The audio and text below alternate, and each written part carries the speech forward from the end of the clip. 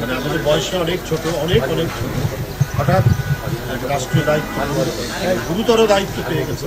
এই জন্য কথাবার্তার ভারসাম্যহীনতা রয়েছে।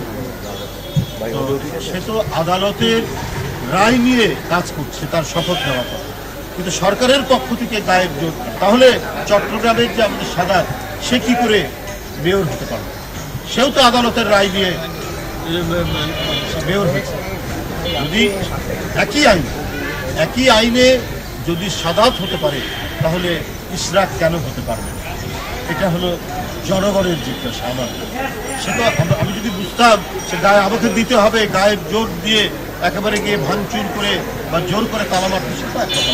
তার কাছে তো আদালতের রায় আছে, আইনের পদ্ধতিতে সে গিয়ে দেখছে যে আইনের কাভারেজ থাকার পরেও, আইনসঙ্গতভাবে সে যাওয়ার পরেও সরকার গায়ের জোরে তাকে মেয়র হতে দিচ্ছে।